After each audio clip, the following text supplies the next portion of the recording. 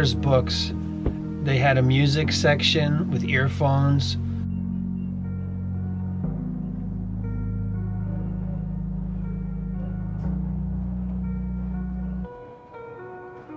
So that you could listen to 30-second or 15-second clips of each song and decide whether or not you wanted to even buy the album.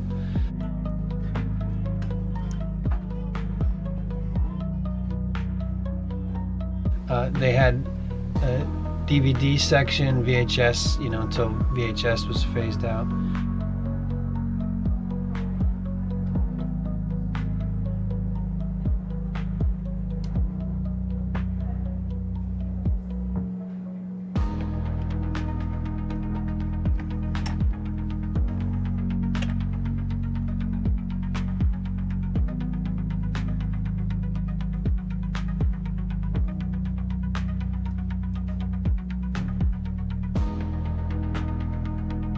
They had a cafe.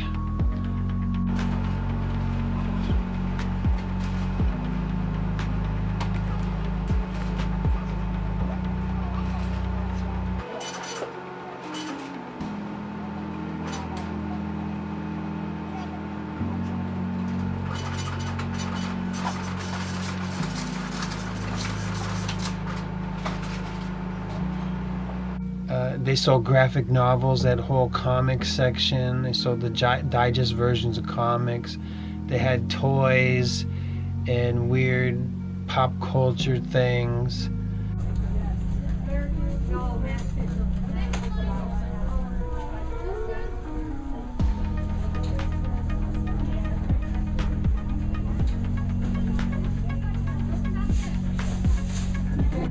And books. Did I mention books? So, Borders books and more, they had all these things, and it was a hub. People used to go there just to be around other people. There was always, and they had chairs, like you could just sit down. Like it was a place that was encouraged, they encouraged loitering. Come into Borders books and sit down, and you could just be there for hours.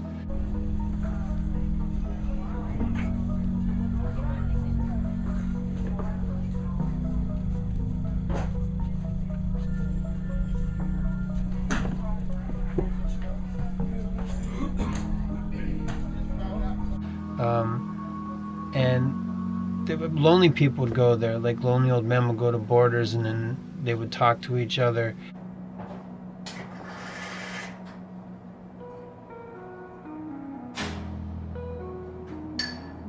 And then if somebody was getting a book or something that they knew about, then they would maybe try and chat them up. Oh, have you heard about this? And sometimes it was actually useful and not just annoying or creepy and weird, because the further you go back in time, the less there is of people in public being annoying and creepy and weird. It's before we did everything on our phone. Borders books went out of business in 2011, across the whole country. And I think it was because internet, like Amazon's whole strategy still is to eliminate bookstores. So, niche bookstores still exist because they have specific inventory.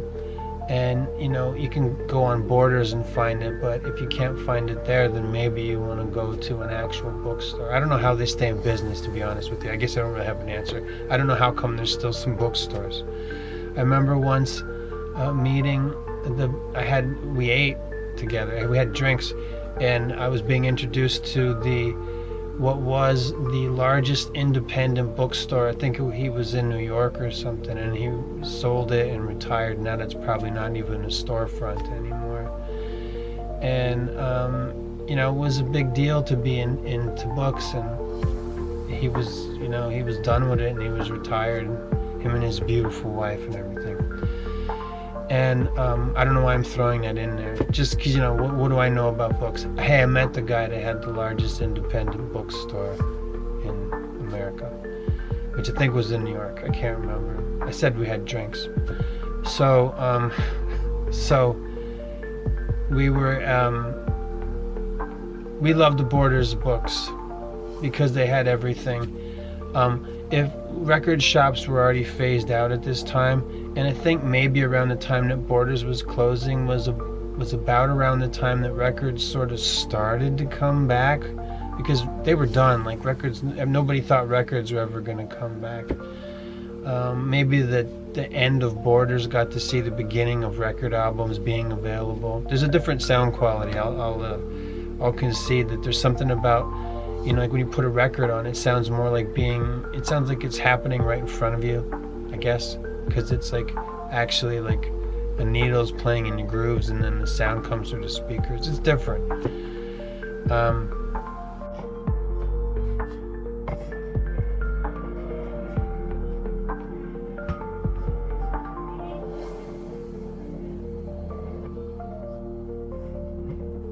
But people who worked at record shops would try and get jobs at Borders Books if they wanted to keep doing what they had been doing for, like, you could have a whole career in music. Like, all the music stores closed down. They had the Chains, they had the Wall, they had Strawberry Licorice or whatever. They had all these stupid names. There was, what's left? For Your Entertainment? Are there any of those left? Where they used to sell DVDs, now the DVDs are phased out, DVDs and Blu-rays. Then they're still selling physical music and a lot of toys and that kind of stuff, right? Japanese toys and stuff like that. And posters and t-shirts, a lot of t-shirts. So I'm trying to think of all the places where you could buy physical media that don't exist anymore. National chain stores for physical media, and of course there was all the mom and pop shops. So Borders was owned by, I think, Kmart, or Kmart bought it in the 90s or something. I think Kmart bought Borders Books. It was two brothers that owned it, and I think their last name might have been Borders, I don't know. So Kmart bought it, and then as books started to become less possible, I think Kmart traded off Borders Books to somebody else, and then by 2011 it was dead. And I liked it. I mean, I used to go there all the time. When I was single, I met women at Borders. You talk about books or music or whatever. I got flirted with at girls with registered flirt. People just wanted to hang out there. I didn't go hanging out in the cafe at Borders because I thought it was dumb. I'm like, I'm not gonna pay $4 for a muffin. That was too much back then, like $3 muffin, $4 muffin, or whatever. That's kind of pricey. Now, I mean, you could get like a dozen donuts for $3 or $4 back then, before when Borders closed. Now, what's a dozen donuts cost? You don't even want them, right? They probably have baby human kidneys in them for flavors or something. Dunkin' Donuts, what's it cost? Like $7 for 12 donuts now? And they're smaller donuts than they used to be, and whatever.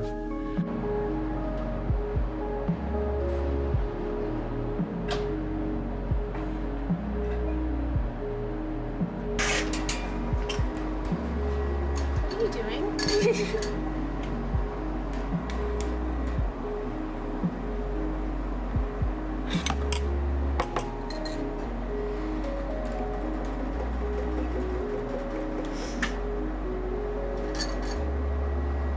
Excuse me.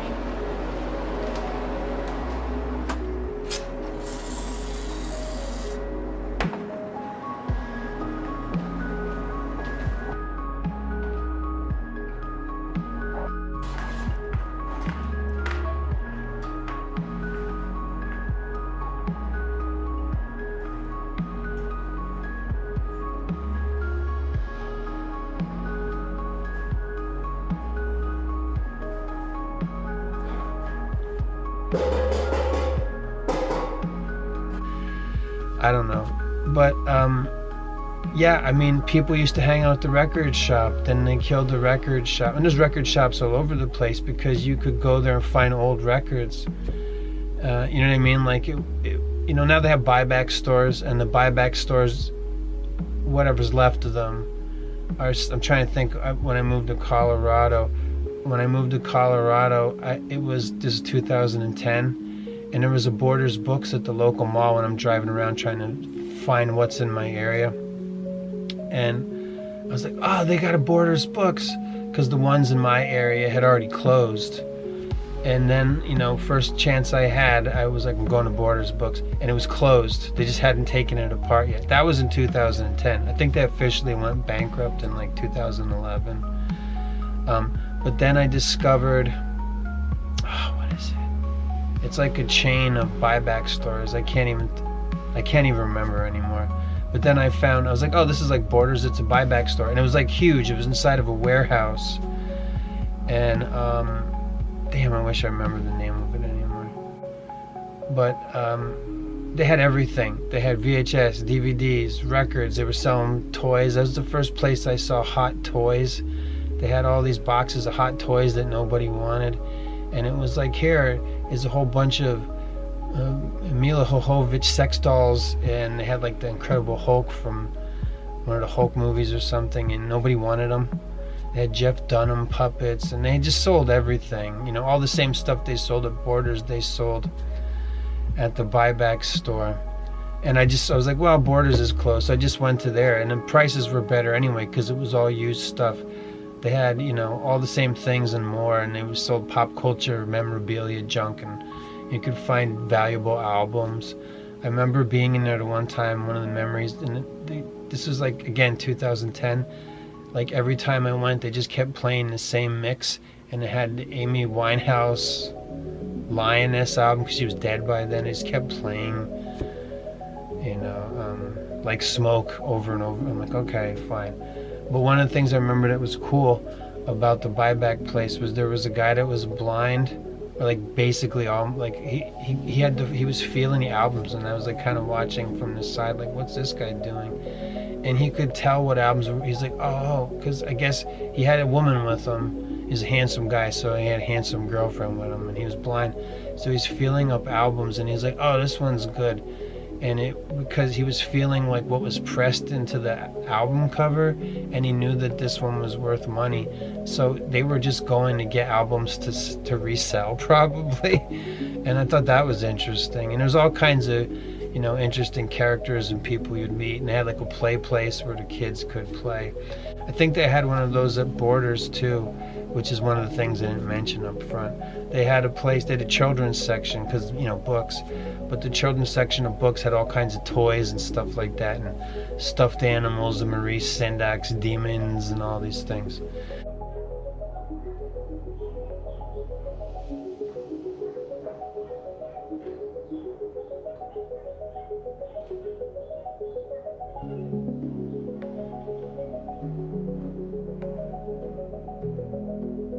And like that Thomas the Train, and the kids could play, and the parents could look at books and chat each other up, and it was pretty cool. And when I think about the plans that we have today, we're the World Economic Forum. I know I'm bringing this into it again. Scott, do you have to bring it into every video? Well, I'll try not to with this one. They went bankrupt. Were they losing money because people weren't buying books because Amazon? Could be. But also there was really a togetherness vibe. That place, Borders Books, was a hub. People go to Barnes and Nobles now, whoever goes there. I can't remember the last time I was in a Barnes and Nobles. I think it might have been in like January 2025, because that was the last time I went to the mall. And the Barnes and Nobles, it didn't look like a bookstore anymore. It looked like a maze of magazine racks, and all the books were just placed on magazine racks throughout the whole store. And I thought, this just means less books for inventory, right?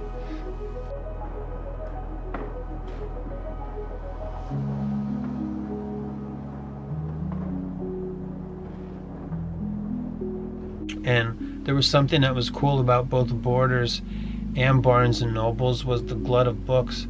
Like they would just, I guess it was cheap to publish books, so there was always that huge $5 section.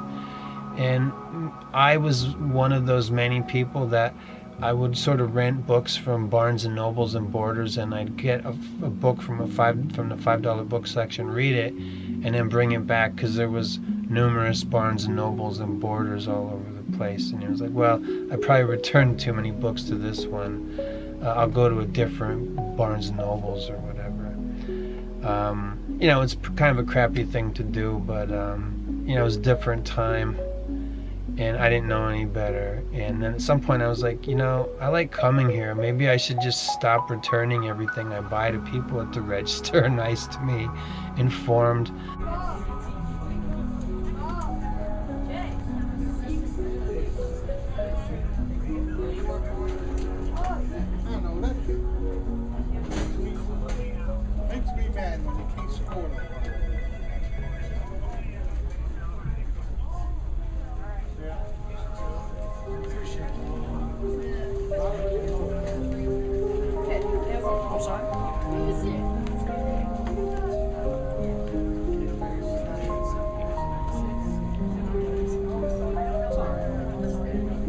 They're helpful.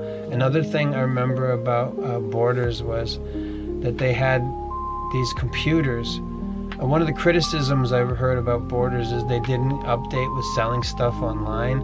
But if you went to the store, you could see what inventory they had in the store. So if I want to know if they had a book, I could go up to the counter and then they could look on a computer, or just within the store, I could look on a computer and I didn't need permission from an employee. And I could just look up what I wanted and see if they had it. And if they didn't have it, I could order it. And then it would come to me. And then they'd call me and tell me when it was in. It was a really cool thing to have. And people still like books. I also remember back then even they had all the Japanese stuff. I'm like, wow, look at all this Japanese comic books, which are like little digest, the manga books and everything. And that was becoming popular. And they would have all the cool stuff, like import books. They'd have the really expensive Taschen books, and then also they'd have them cheap. I remember for $7 I got like the collected works of Picasso in full color by it probably was by Taschen, and nobody even wanted it. And it was just it was a cool place to go. To be around other people, to go with somebody there. I remember when I went to church back then, we go get something to eat after service and then go to Borders Books and look up New Age books. Go leave St. John's to go to Borders to look up Louise Hay's, how you can heal your life.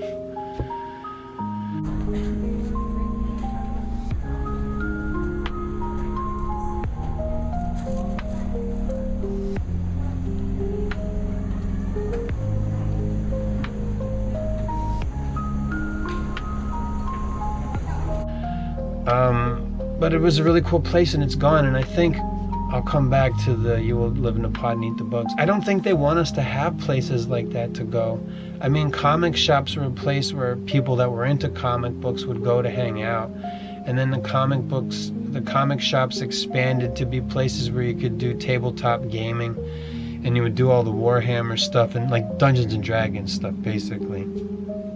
And kids would hang out the whole days there, and sometimes adults, that were still into comic books and stuff, they would be there. They would hang out at the comic shop, and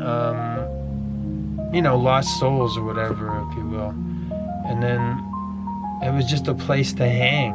So they got rid of Borders, Barnes and Nobles. Do you really want to hang out there? They still have a cafe. Like I said, I went like last year, and they had like the cafe part was bigger and the books were less, and they still were selling like pop culture junk. I think they sell 3D printers in Barnes and Nobles now, and the DVDs section is really small, and there's some music, and that's not much else. And but what's it, Amazon like dominating that you would buy books from them also makes it easier for them to like Fahrenheit 451 stuff, which means getting rid of books that they don't want people to have anymore, just pull them out of circulation. And but yeah, I mean, Amazon, look at Amazon killed retail by design. Like, stay home. Hey, you're under lockdowns. Bezos is like, let's go, come on. And everybody's at home watching the Amazon trucks go back and forth, delivering stuff. The Blue Apron bought food in a box in the mail, And now we have all these different food services, like 425 food service and whatever the names of these, food in a box in the mail is. DoorDash, Grubhub, the supermarkets when we went under lockdowns, they all started having, we'll bring food to you. That never went away now. All the stores that had that still have that.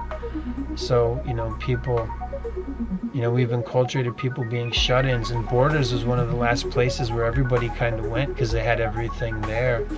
And it wasn't, like there was no bullying of, you're not cool.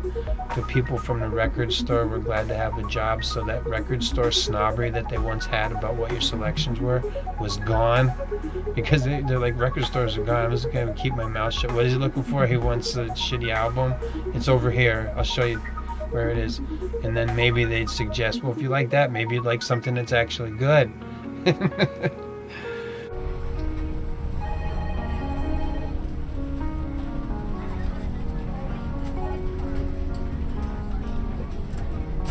Used to be the record area.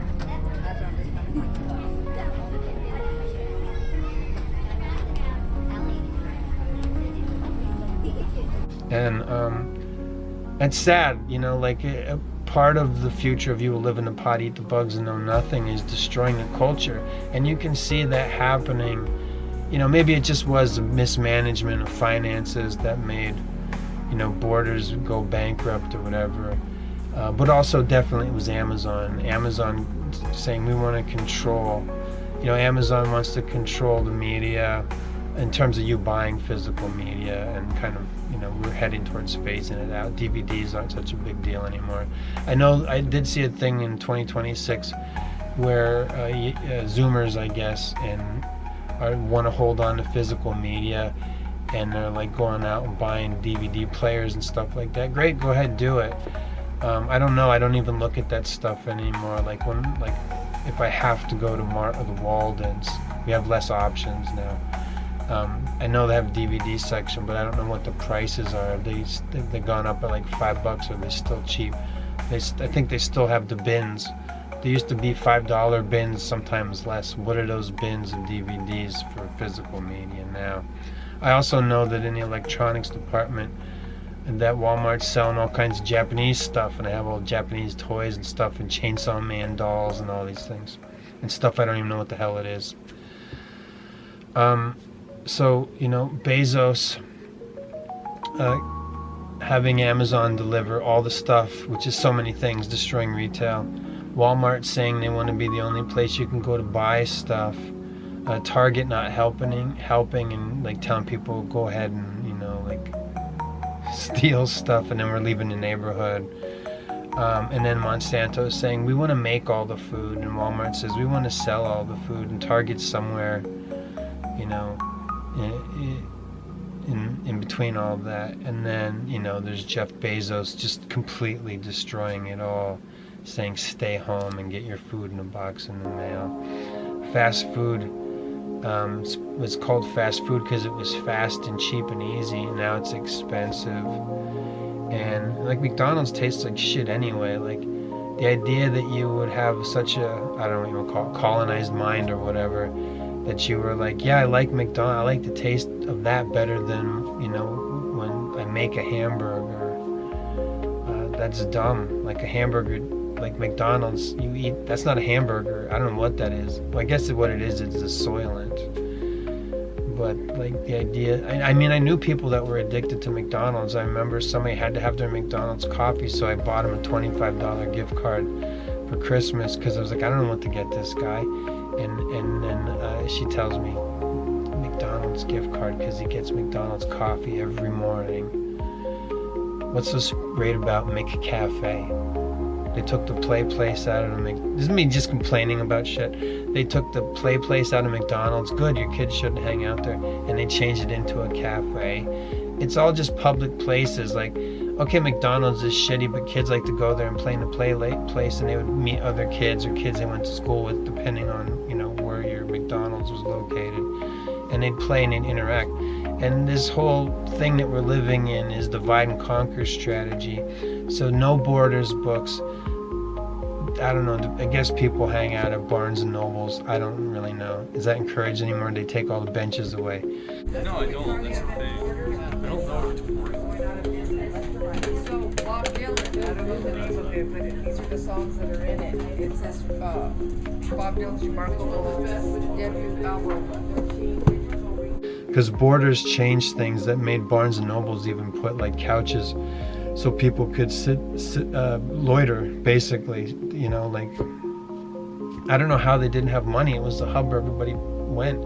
Like, how did, you know, like, sometimes people go bankrupt and they make money, you know what I mean? It's like a thing where they say, you know, like, I'm going bankrupt to cut my losses or whatever. I'm not sure why Borders, I don't know at all, actually, why Borders went bankrupt.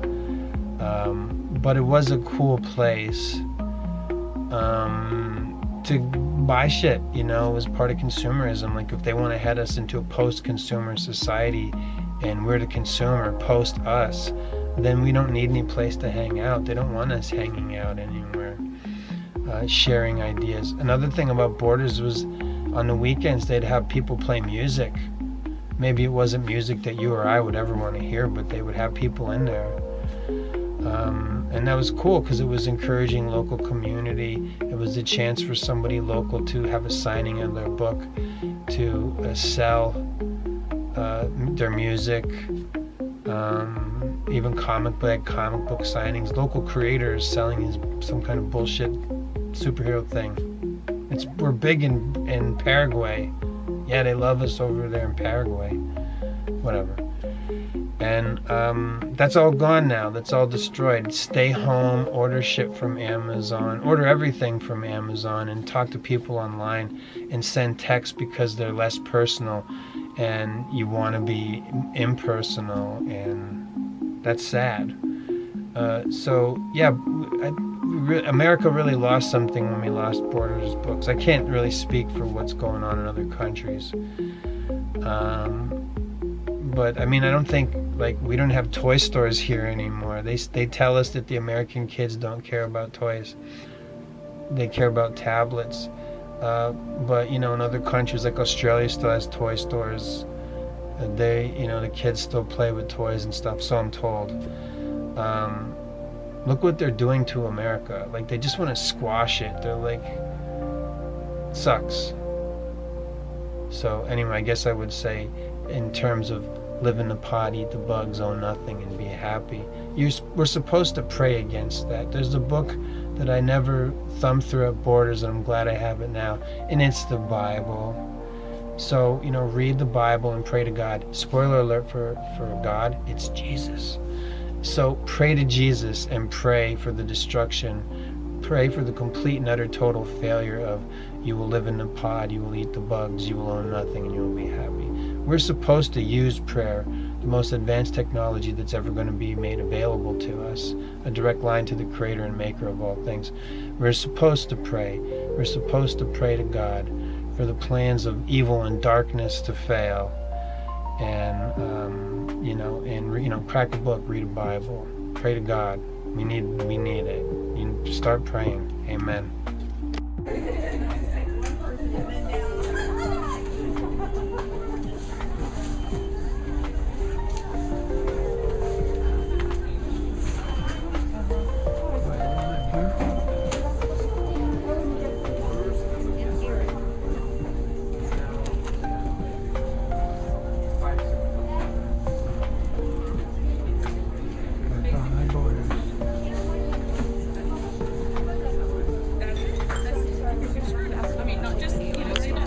Well, I got enough.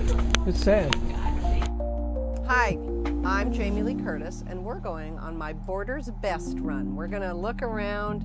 Oh, there's another great movie. We're going to look at movies first, DVDs. Okay, no better movies on earth in the world than Godfather Part 1 and 2. This is filmmaking in every element at its best. The writing, the acting, the cinematography, the clothing, the art direction. It is it is unbelievable. Obviously that's a little heavy and slightly violent. Just a soup saw violent. Oh, my husband's in the sequel to fabulous, but that's not what I'm. Spaceballs, by the way, an all-time classic. My son would say to me, pick Spaceballs. But the one I'm gonna pick, yeah, here it is. This is Spinal Tap. This is as funny a movie as you'll ever want to see. It turns out that this was the movie that the actors in the movie were in Rolling Stone magazine promoting the movie, and I saw the picture of these 3 actors, and I said to my girlfriend out loud, I'm going to marry that guy. And he was the guy on the right, and I married him, and we're married 24 years now. And I literally saw his picture in a magazine and said out loud, I'm going to marry that guy. I'd never heard his name, never seen his face. So I chose, let's see if, oh, there he is. There, you can zoom in super, that's my husband, Christopher Guest. That's him right there in the red shirt. That's him on the thingy. That's my husband. He looks like Jeff Beck there. And it is an absolute hilarity movie. So if you haven't seen This Is Spinal Tap, I suggest it. Look, I just ran into my old buddy John Cleese. He's funny, and this is good. Faulty. You know what? Here are my 3 TV picks right now: Faulty Towers, The Office, The English Office. They did 12 episodes, like John Cleese only did 12 episodes of Faulty Towers, and I would also pick Ricky Gervais's Extras. Those are my TV picks, but I want music. Where's my music? I'm music. I listen to music all day long, so to pick 3 pieces of music that would be very difficult for me. But I was in high school, and a guy was a music prodigy and could play the piano after just hearing the song. And they wrote a musical to Goodbye Yellow Brick Road, and they acted it out on stage. They wrote a play. And so Goodbye Yellow Brick Road, Elton John, an absolute life favorite. I love this music. It was my time, it was my moment in adolescence. I was 16 years old. It was fantastic. Another fabulous album, Nirvana, Nevermind, has Smells Like Teen Spirit in it. Another absolute favorite, No Doubt. There she is. All right. Nothing more important than Joni Mitchell Blue. Nothing more important than this album. I really can't even, all I can tell you is I went to boarding school for 1 year, and I was lonely, and I was missing my home. And there's a song on here called California. And all I can tell you is I played that song and cried a lot. And then the love of my life besides my husband, the absolute love of my life besides my husband, and for this interview I am pulling off the Borders price tag so that you see his beautiful face, is James Taylor. This is a man who I've listened to every single piece of music he's ever made. I've gone to hear him in concert, and I know he's going to be here at Borders, and I'm incredibly jealous. He's just a beautiful artist. He's my troubadour. He's my generation's troubadour, and he's my personal secret, not so secret now.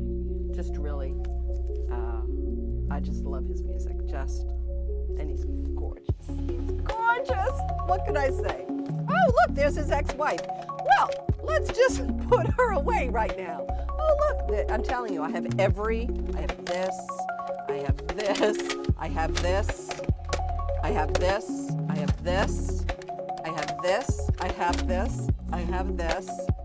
I have Carly, but I'm moving her away. I have this, October Rose, fabulous album. I have the best live album. Oh, Carly, you're back. I have, wait a minute, where's Sweet Baby James? Where's Sweet Baby James? Where's Sweet Baby James? I can't handle it. I'm gonna have to speak to the Borders people. Apparently on the Borders search, Sweet Baby James is taken by that photograph, taken by Henry Diltz, okay? Let me just say this. Henry Diltz photographed that beautiful man. For lack of more music, my next would be Paul Simon. Graceland, arguably in the top 5 albums. This is his newest, and I think it's fantastic. It's called Surprise. Oh, it's just a beautiful album. So anyway, Graceland, hold on. Let's at least find Graceland. Hold on. There it is. Okay. Top 4. I mean, definitely in there. So how fabulous to have found that right now. Oh, there's Carly Simon again. Okay. Oh, and I've got Carly under my arm. Why? We are here in the children's division. So I'm going to keep my voice down because we have a reader doing her reading. There are many children's books that I love. Many. But there is one that changed my life. Here it is. Okay. Go Dog Go is without question, in my humble opinion, the single most important book for children ever written. It's a genius book because by P.D. Eastman. To Clooney, I've always wanted to know who was Clooney. Wait a minute, look, it's to Clooney. I knew one girl named Clooney Holt when I was growing up, but who's Clooney? I want to know. So it's about opposites: a red dog on a blue tree, a blue dog on a red tree. In the middle of this book, this is what happens. Hello. Do you like my hat? I do not. Goodbye. That's genius. That is comedy gold. It's a book about opposites, and they're asking, do you like my hat?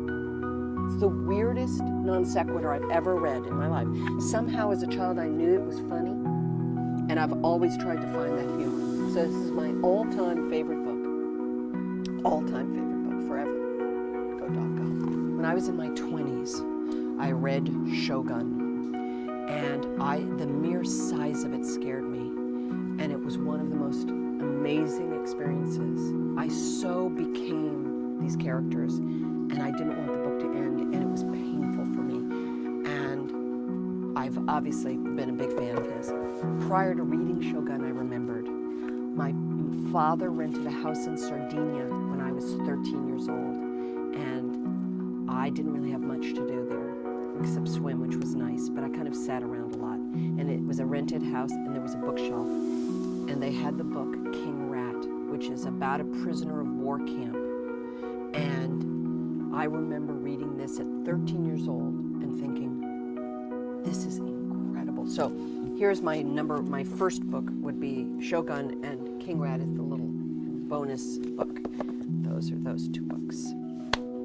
In 1992, I was handed a book by Michael Ondaatje called The English Patient. I loved this book. I own a first edition of this book. It was such an important book to me. The writing is so glorious. It's incredible. It's just an amazing book. Loved this. So, East of Eden. The story of 2 brothers, twins, and their family. It has some of my absolute all-time favorite writing in it ever. If you haven't read East of Eden, this is as great a book as you'll ever read in your life. It is fantastic.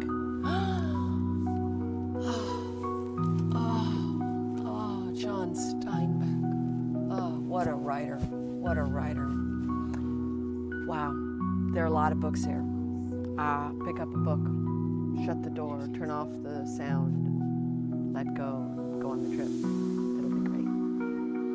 All right, I think that's me. You all right? Thank you. What's that? Is that squishy? Does it make a noise? Here, this is all yours. Thank you very much. Pleasure to meet you. Thank you. Bye, girls. You all right?